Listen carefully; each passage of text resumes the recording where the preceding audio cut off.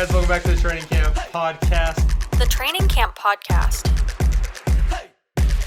I got a new chair. With a multitude of guests. Can't say he's wrong, am I right?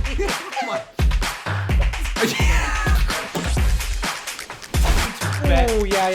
Dolphins. No, I really like. Stupid games. 5-0 last week. That's right. 5-0. Dak Prescott. You could lock up that 4 seed. Again, it's not blazing hot, 65 degrees. I'm going to do this for fun. They threw to Michael Thomas. The Heat. How? Chicago. Yes, you guys get an F. And a little too much personality. No. Last week. No, Ravens? Oh, fuck. Give me that. No way. There's no way. Hammering. Free. Really do not talk about him. This one's my fault. Flex the game. Here we go. How's it going, everybody? Welcome back to the Training Camp Podcast. So this could possibly go out on a day that's not Thursday at 12:30, or it could go out the normal time. If you don't understand why, the power in my building is out. It's been out for a long time now. So if the lighting looks bad, I apologize. I can't set up my lights because there's no power. If you're wondering how I'm recording the podcast right now, obviously camera, battery operated, and I'm using my MacBook with a USB adapter to record the audio. So we went janky today, boys. So yeah, apologies if this looks or sounds or it's just a little whack compared to usual. Hopefully the power is back on, because also then I can't edit the podcast or put it on my other computer because my desktop needs power and we don't have also, I'm wearing a hat. I apologize. Yeah, I look like the stereotypical douchebag. I apologize. We didn't have I can't use my, this is gonna sound so stupid and cringy, you guys, but I can't use my hair dryer, so my hair looked shitty, so we put a hat on. Anyways, we're here for sports. Let's hop into the news of the week. So one of the biggest things over the weekend, Jamal Adams, Denver Nuggets guard, obviously tore his ACL. He is like without a doubt gonna miss the rest of the season as well as postseason if the Nuggets qualify, which looks like they will. That sucks, man. Honestly, like Jamal. I think Jamal Murray is a very underrated and undervalued player. I mean, we saw what he did in that Jazz series last year. I think he's one of the reasons. Like Jokic, obviously, is the number one on that team, but I think Jamal Murray gets forgotten about just because of how good Jokic is. I am kind of curious though, like how this is gonna change how the Nuggets play, because they now have Aaron Gordon. I'm wondering if they're going to start doing, if they're going to go small ball, big ball, if they're going to, like, are they going to move Aaron Gordon to small forward and then bring in maybe like Bol Bol or someone? Or are they like going to start using a new system essentially just because, you know, Jamal Murray is the primary ball handler for that team. So yeah, that really sucks. Prayers up to Jamal Murray. Hope he has a full recovery. And ACLs are always scary too. It also sucks because it was like 50 seconds left in the game when it happened. So it was so close to just not even happening at all. I don't think it's going to hurt the Nuggets too much since we're kind of nearing the NBA postseason. But, yeah, no, it really sucks. This happened today. For once, I did not miss out on big news. Can't wait for someone to break tomorrow. But, hey, we got this one. Jadeveon Clowney is signing with the Browns. It's, I think, up to $10 million. It's an $8 million deal that can go up to $10 million with incentives. Man, the Browns are wild, man. They have such a good team. Like, roster-wise, probably the third best team. You got the Buccaneers, you got the Chiefs, are obviously like the 1 and the 2. And I think the Browns could definitely have a good case for number 3. And now with Jadeveon Clowney on the other side of... I know technically Jadeveon Clowney is a linebacker, like an outside linebacker, so he might be on the same side as Myles Garrett, but maybe they'll line him up on the... I don't know. We'll see how it works. But with Myles Garrett on that defense, they obviously made some really good moves this offseason as well. Picking up the big name was John Johnson II. They still have OBJ, who I think they should trade. They have a great O-line. They have 2 amazing running backs. If they keep Odell, they have a stacked wide receiver core. They have a stacked tight end core. Like, they are literally stacked at every single position. This is a Cleveland Browns team that was made in franchise mode in Madden, except not really, because franchise mode in Madden is dog shit. So yeah, that's huge for the Browns. And I think with Kevin Stefanski now, they've kind of found that they're no longer the same old Browns. They have found their identity. It looks like they're going to be a staple of the AFC North and just the NFL in general for the next couple of years. Next, James Wiseman, he had he suffered a right meniscus injury. I think he actually he underwent surgery like a couple hours ago, or he's set to undergo surgery. I just got the report a couple hours ago. So that sucks, man. I think Wiseman was definitely having a pretty under the radar rookie year just because he didn't have the highlights that like Ant-Man or LaMelo had. So when LaMelo went down, I said him and Anthony Edwards should, like my why can't they both win rookie of the year? Because they were both showing off. Obviously, LaMelo had the first half, and then Ant-Man's been kind of showing off the second half. So I don't think Wiseman was going to win Rookie of the Year. I just think it would have been interesting to see, how he develops in the system with a month left in the season. But it sucks though. I mean, I feel like the Warriors have like the worst luck with big men. David Lee was kind of like, his play style was a little older once the Warriors started getting good, and then Bogut was literally just a rebounding guy, and he was getting old as well. So, and now they draft Wiseman, who was like the number one prospect in the draft for like the past 2 years. Then he fell to them at 3, so it seemed like a blessing in disguise, and now he gets hurt. So hopefully he gets a full recovery. I think the Warriors will be really interesting once they get Clay back. What it'll be like if they ever like move on from Wiggins. They've kind of held on to Wiggins. And then with Wiseman developing at center, I think it's a really interesting team. Next, James Conner. Just out of respect, we got to do it.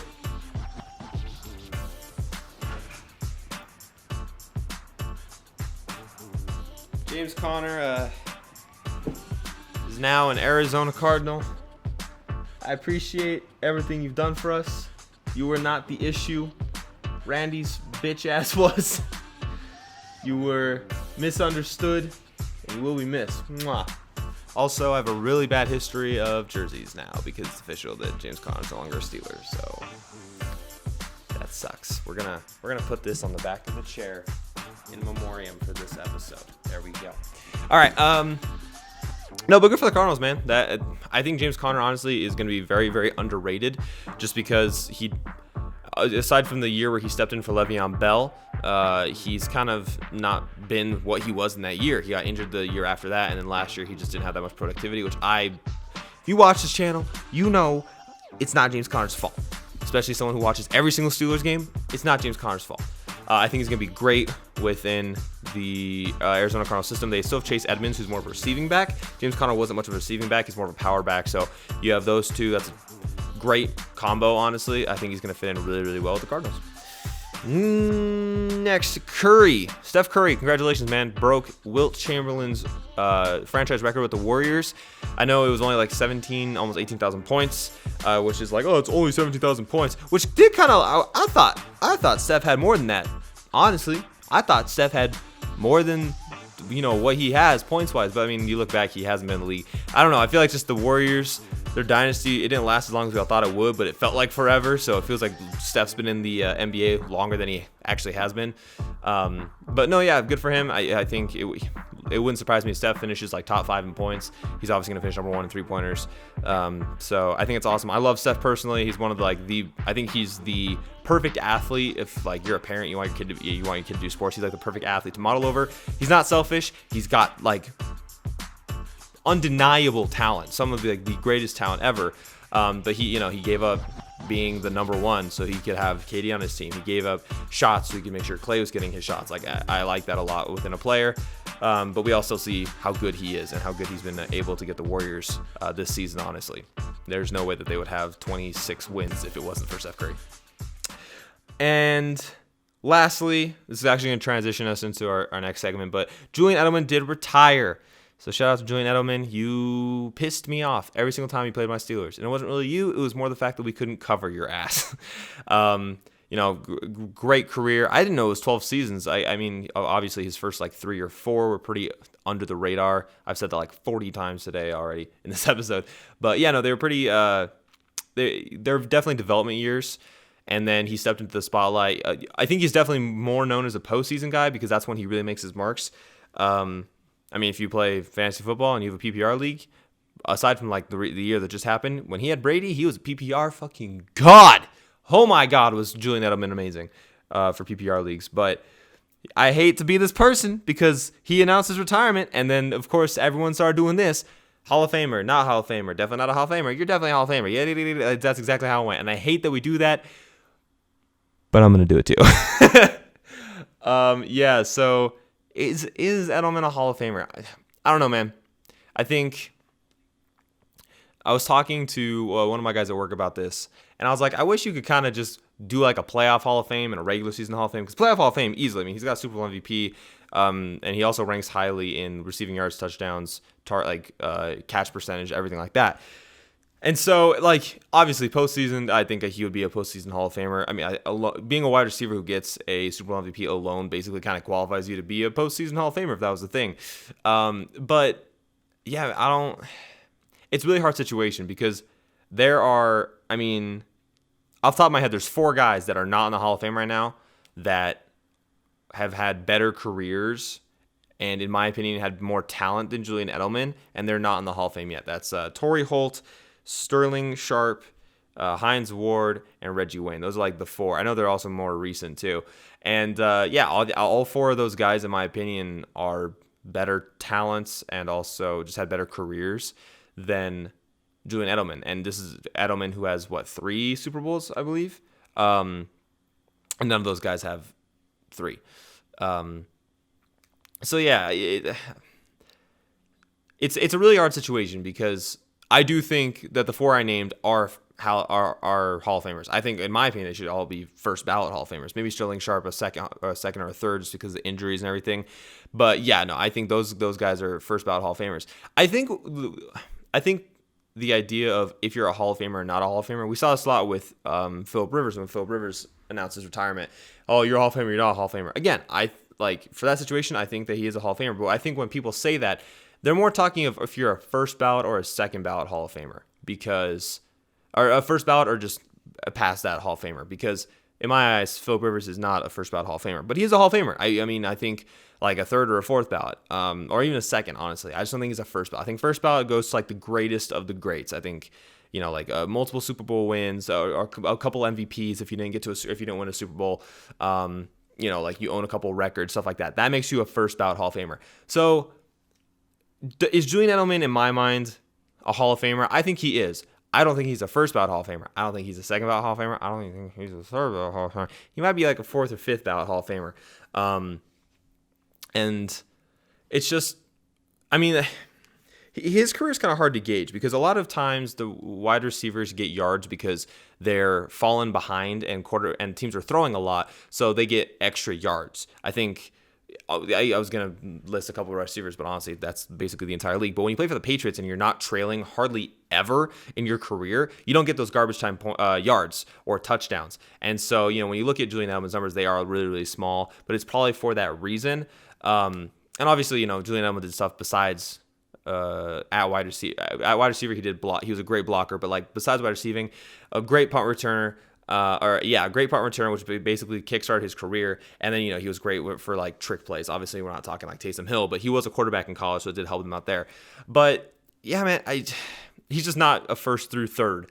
You can make an argument for fourth or fifth, but first through third, honestly, I think go to the guys who, again, at least on a record. Like, honestly, if Michael Thomas retired today, I don't know if he would be a Hall of Famer, but if he would, it would probably be like a third or a fourth because if retired today, he technically owns like the all-time receptions yards in a season. And I'm not saying Michael Thomas is or isn't. That's a conversation we can have some other time because Michael Thomas is a crazy topic to talk about.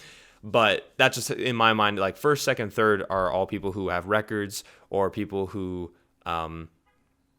essentially just people who kind of dominated. And I don't think Julian Edelman necessarily dominated. Now, I'm saying dominated regular season and postseason. Hall of Fame obviously is a conjoint of the two.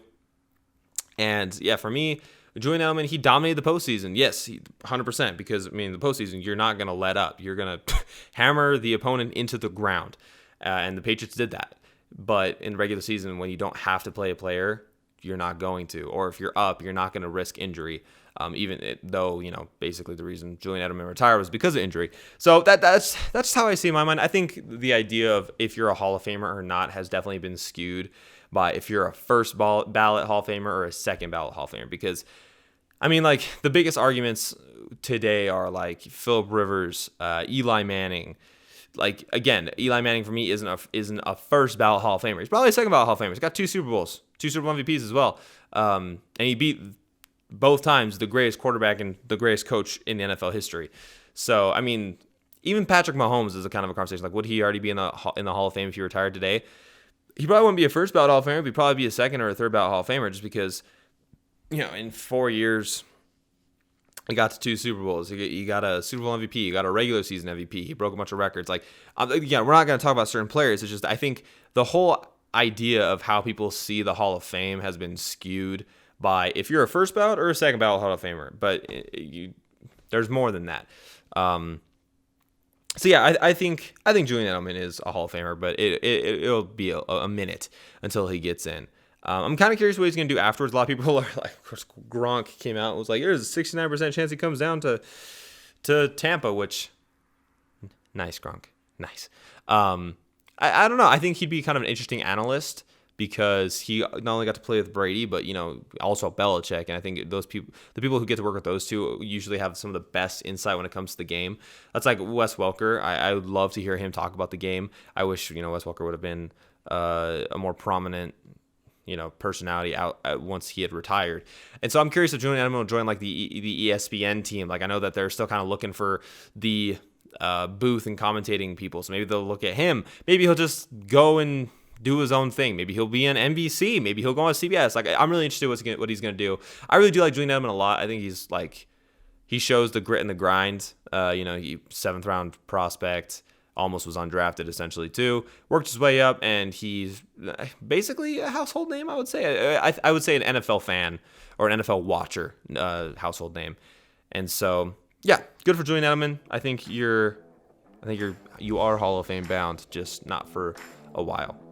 In the next leg of the podcast, we're going to be doing playoff or takeoff for NBA teams, as well as But I Mean. So stick around for that. How's it going, guys? Welcome back to the Train Camp Podcast. So to make things worse, like I was already talking about how I don't have lighting.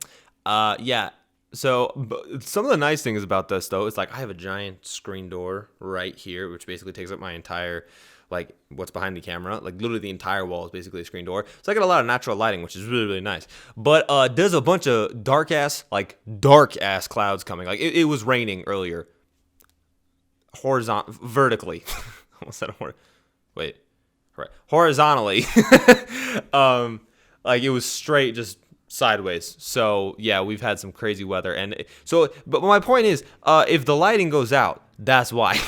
Because a giant ass dark cloud came and covered what was left of the sun.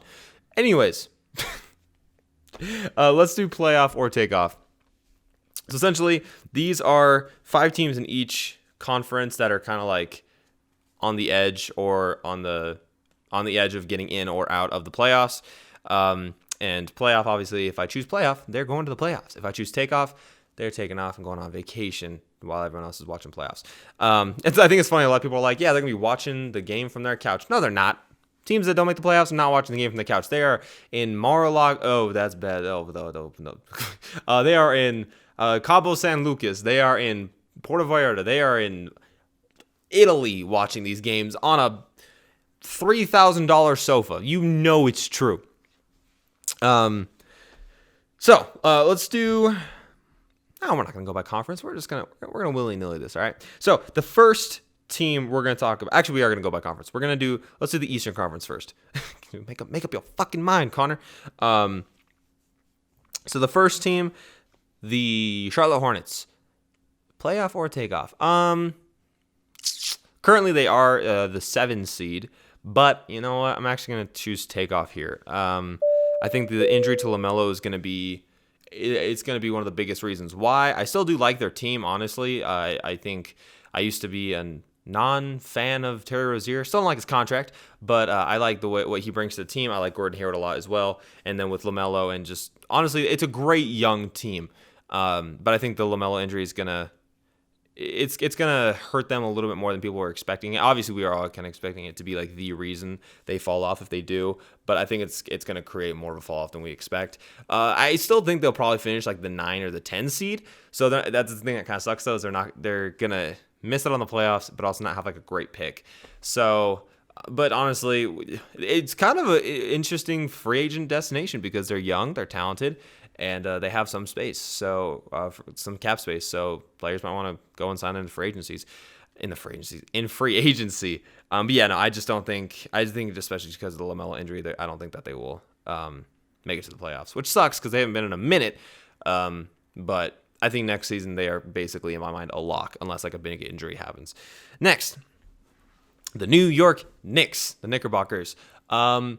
Yeah, I think they're going to the playoffs. I think 100%. I think they kind of went on a downward skid there for a little bit, which wasn't really even a skid because I know they were technically the 4 seed like a month and a half ago.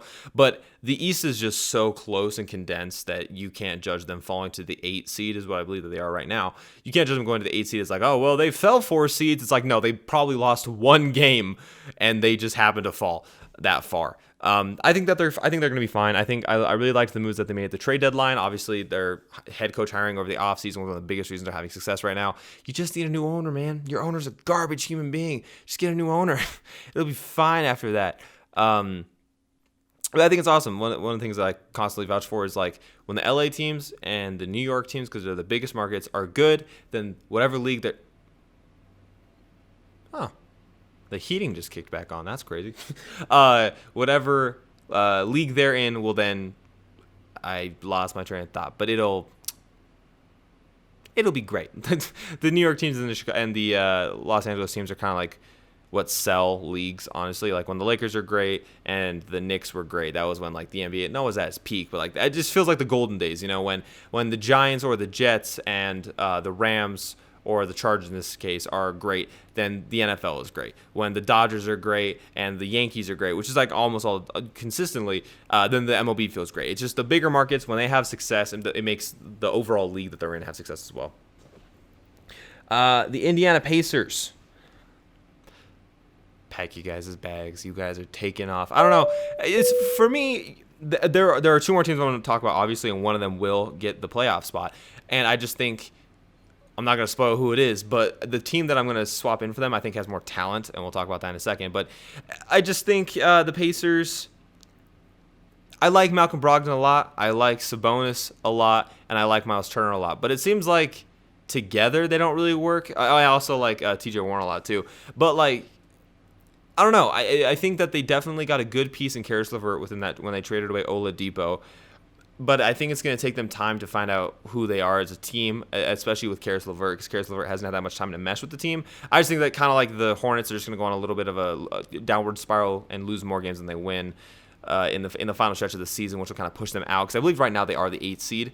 So I like the Pacers. Or no, they are the 10 seed. I don't know what I'm talking about. I like the Pacers, but I just don't think they have... the overall talent. I like their coaching too, but their talent and honestly their depth is a little lacking too. Their bench is an issue where, you know, when the starters come off and the bench has to go in for 10 minutes to give the starters rest, they kind of start to fall behind. So I think once the Pacers can get a little more depth, then their stars can take some more time off. They'll be more fresh for the games and win more quarters, which obviously leads to more wins because that's how basketball works. So, sorry, Pacers, but you guys, in my mind, are not going to the playoffs. The team that I do think is going to the playoffs, I'm going to spoil it right away, the Bulls. Yes, I think the Vucevic trade, honestly, was one of the best moves of like the past couple of years with him and Levine, and if they are able to get Markkanen on like a somewhat reasonable contract, because he's probably going to get overpaid, Kobe White, Patrick Williams, that is an up-and-coming team, honestly. Kind of like how I talked about the Hornets, that the Hornets are kind of a lock next year for the playoffs. I think the Bulls are too, but with the addition of Vucevic, again, it's going to take some time to mesh, very similar to Karis LeVert. It's going to take some time to mesh with the team and the system, but I think Vucevic, he's a veteran at this point. He's 30 years old. He's 30 years old. It's not like I said 38. He's 30 years old, and he's a veteran. He knows how to adjust to different systems. I know he's been in Miami, but they've had a lot of coaches, so I think they'll be fine. I think it wouldn't surprise me if they popped off and went on like an 8 or 9 game winning streak, just because one of the nice things about that team too is their foundation of defense. Patrick Williams kind of showed that when they took him this year in the draft, is like they want to go defensive heavy too, because I mean one of the biggest things with Patrick Williams is he's a poor man's Kawhi Leonard, which I agree. So yeah, I think the Bulls are going to go to playoffs. Last team, The Toronto Raptors, I'm bringing them up because they had one of the biggest drop-offs from last year and like even the last 2 years. And I just don't think, you guys are gonna take off. You guys are go on vacation. Go to Italy. Watch the game on a $3,000 sofa. I think that I don't know. I actually have no idea what's going on with the Raptors, but the way that they look when I'm watching them play just looks unorganized. They have the talent, they have the coaching, they have the depth. But it's just not coming together. They have been. They kind of remind me of the Chargers. They're like the Chargers of the NBA, where it's like they're this close in every single game, and then so they just get like the short end of the stick. With Chargers, obviously it was coaching with Anthony Lynn, but I don't think Nick Nurse is the issue here. I don't know. It seems like they don't have an identity, and my voice is broken. I'm 20 years old. So yeah, I don't know. I have no idea what's going on with the Raptors. I couldn't tell you what the solution is in this case right now. And so it just looks very unorganized, and I think that's going to be the downfall of them. All right, moving over to the Western Conference. Let's start with the Dallas Mavericks. The Mavericks, yes, playoff. I think they will go to the playoffs. I think they've got the talent with Luka and Porzingis. When healthy, they play really amazingly together. They've got the coaching. They have the depth. I think those are the three biggest. I know it's the most obvious things, your stars, your depth, your coaching. But honestly, there are teams, Los Angeles Clippers, that don't have success when they do have all three of those things. But I do think the Mavericks will make it. They started off very slow, so it wouldn't surprise me if they end the season as the 7 or the 8 seed. But, I'm not going to spend too much time on this one because I think they'll be fine. Next, the Memphis Grizzlies. I think the Grizzlies right now currently are the 8 seed as I'm recording this. I could be wrong, but I love the Grizzlies, man. I love the Grizzlies. I love Jaren Jackson Jr. I love John Morant. I love Jonas Valanciunas. Like that entire team, I think is really, really, really fun to watch. They're like the Western Conference version of the Hornets with a little bit more talent, in my opinion. But I don't have them make the playoffs. You guys, they're Takeoff. I don't know. It's kind of similar to the Raptors, man. Like they have the pieces. And they're like almost there. They're just like almost there. And I think that's just with the players being young. John is second year in the league. Jaren Jackson is third year of the league. I just think it's going to take some time for them to, again, if I'm talking teams that are locks for next year's playoffs, I think the Grizzlies are a lock. But I still think this year they're a year away. If we go to the next team, the Spurs, man, the team that always is in the playoffs. It's always, oh wait, they weren't in the playoffs last year. That's crazy. Yeah, they're not going to be in the playoffs this year either. I'm sorry, man. I like Popovich a lot, but this team that he's coaching right now, underrated, I will say. It is an underrated team. I think there's a lot of players on this team. Like Lonnie Walker is a very underrated player in the NBA, but I don't know. It just, there are underrated players on this team. But then they play why they are, for reasons that they are underrated. Like, you'll be like, oh, yeah, Lonnie Walker's great. And then he'll have, like, a really, really bad stretch. And you're like, but, Connor, I thought you just said that Lonnie Walker's great. And you're like, I did, but. And then Lonnie Walker pop off. And they're like, oh, that. And then he'll. And so, inconsistencies everywhere, which is really weird for a Popovich team, honestly. But they're right there. So, it's not like they're falling off and they're going to be the 1 or 2 pick in the draft next year. But I think that they do kind of need a top draft pick or like a top free agent signing if they want to get back to where they were, like 3 years ago, where they're making the playoffs every single year and being a consistent pest. They just don't have that foundation. It sucks. They also don't really have too many veterans. The biggest named veteran that they used to have that they obviously had a buyout was LaMarcus Aldridge. DeMar DeRozan I like a lot, but I don't know, man. DeMar DeRozan just looks weird in a Spurs uni, and he plays differently.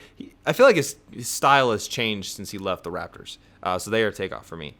The next team, the Golden State Warriors, who are currently not in the playoffs, will be in the playoffs. Yes, that's weird to say because I just talked earlier about the Wiseman injury. But I like coaching a lot. I do like Steve Kerr. I think Steve Kerr's gotten a little too much flack for the way the Warriors have played the last 2 seasons. Yeah, they also lost like all their team. And like I mentioned when we were talking about Steph earlier, this team is not winning 26 games currently. Like they would not be at 26 wins right now if Steph was on this team. It wasn't on this team. Steph is the foundational piece. I honestly think Steph could go on a fucking tear in this last stretch of the season and possibly push his name to the MVP. Because I don't know, man. He dropped 53 on the night he passed Wilt. He shows that he's still got the talent. He's got on all aspects of offense, passing, playmaking, vision. His dribbling is still amazing. His shooting, obviously, unmatched, the best shooter of all time. So, I mean, I don't know. If Curry averages like 38 this last month, I would not be surprised at all. So, yes, I do think that the Warriors will make it in. And then, lastly, the Pelicans. Yes, I like the Pelicans a lot. But I said yes as if they were going to make the playoffs. They're not going to make the playoffs. I'm sorry.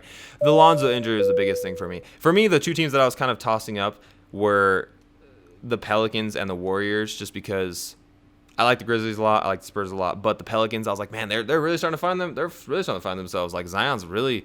He's so no one talks about him anymore. He was all people will talk about last year and the year before, and now it's not. It's like Anthony Edwards and LaMelo Ball. So they just forgot. It's like that Toy Story meme where it's like, I don't want to play with you anymore. They did that to Zion. They totally did. So I just, if the Lonzo injury didn't happen, I think they would make the playoffs. I think they would sneak in as the 8th seed. I think they would beat out the Warriors for it. But I think I'm really wondering if they're going to be. If they don't run Zion like essentially as a point guard, as like a point forward essentially, then they're doing it wrong, because when Zion has the ball in his hands, they're scoring baskets. And you have a bunch of players who, I think this is one of the best things about the Pelicans, is that they have almost their entire roster is great at getting open off the ball. And they also have great off the ball shooters and well, I was going to say playmakers, but that's what getting open off the ball means. And so when you can run the offense through a tank like Zion, then you're going to have success. But they didn't do that very much. They were doing it more through Lonzo. And I feel so bad. Lonzo was heating up and then he gets hurt. Like, what is that? It sucks is what it does. So, yeah, I think, again, if the Lonzo injury didn't happen, I think they would sneak in. But because I know it sounds like that's the main reason. And it's a big reason. It's not the main reason. But it's the biggest reason for me. But, if they start using Zion as like a point forward, then, hey, anything's possible. Wouldn't surprise me, because, God, he's so good. All right, let's move into But I Mean for the last 5 minutes or 6, however long this show has left. The first leg was honestly really, really short. It was like 5 minutes shorter than usual, so I'm sorry about that. So, first But I Mean. I know the team is still finding their identity. I've said identity like 30 times in this episode. That and what was I saying at the beginning of the episode? Whatever. Who cares? I know that this team is still finding their identity and that their division is absolutely stacked. But I mean, why can't the Cardinals win the NFC West? We talked about the James Conner acquisition. I didn't want to talk about it too much because I had this But I Mean coming up, and the power just went out again. Well, it never came back. Well, it had to come back for somewhat because my heating kicked on, and now it just went out again. That's wild. But I mean, like, I think, yeah, I didn't want to talk about that much because we had this But I Mean coming up. Now that you have a power back and you have a receiving back with Chase Edmonds and James Conner, James Conner's the power back and Chase Edmonds is the receiving back. Now you have D-Hop, you have AJ Green as your wide receiver 2, you have Christian Kirk as your wide receiver 3. Fitz hasn't officially retired, so if he does come back, he's your wide receiver 4. And then this draft, you just literally need 2 things. You need a replacement for Patrick Peterson, which you can't get with a year 1 corner, obviously, and you need a line. That's it. Your running back, solved. Wide receiver, solved. I guess you could use a tight end. Your quarterback, solved. Your O-line, work in progress. That's O-line, cornerback. You don't really need to draft a tight end. But, oh, man, what Kyle Pitts went to the Cardinals? Oh, my God, that'd actually be so amazing. Oh, that'd actually be so amazing. Anyways, why not? They have the talent on defense as well. I think veteran leadership, shout out Lucky Fotu Herman alum. They just need to work on their outside secondary, as in not their safeties, but their corners a little bit. I think it's possible. I think this is probably like one of the most realistic But I Means I've ever had. We saw how my But I Mean went over last week.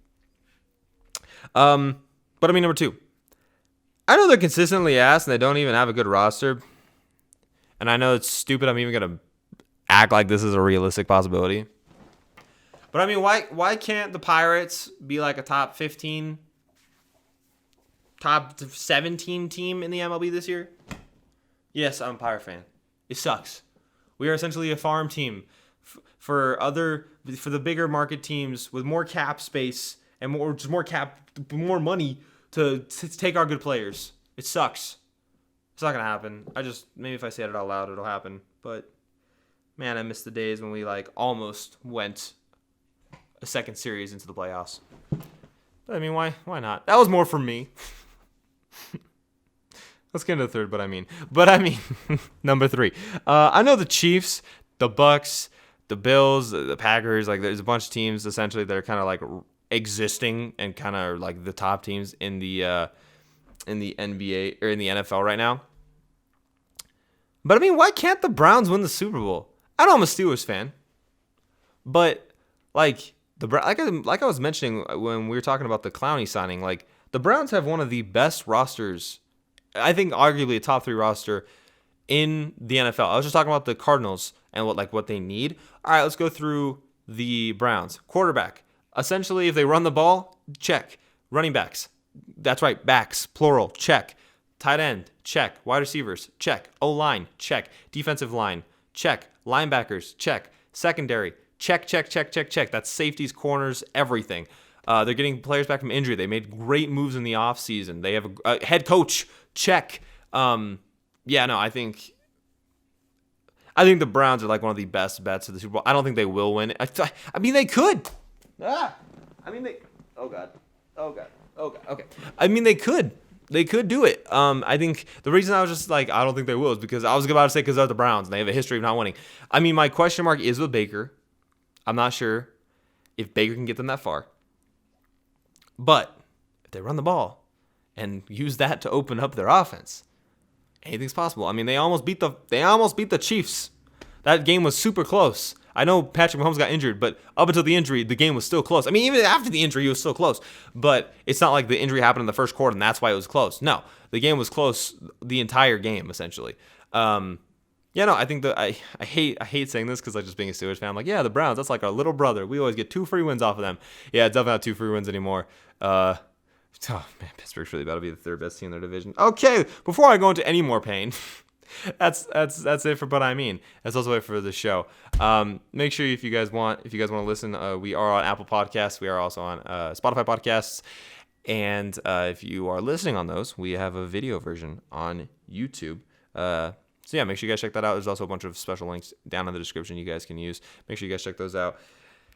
And honestly, I'm going to end the podcast here. So thank you guys so much for tuning in this week. And I am so excited for next week. Oh my God, you guys, I cannot even express how excited I am for next week's episode. If you guys can be here for any of the episodes, go watch them all first. And then like next week's episode, I'm so excited. I think next week's episode is one of the most excited I've been in a long ass time. But we're gonna end the podcast here. I'm running out of lighting. Everything's gotten dark. Dude, it is what it is. Thank you guys for tuning in to the podcast. I'll see you guys next time.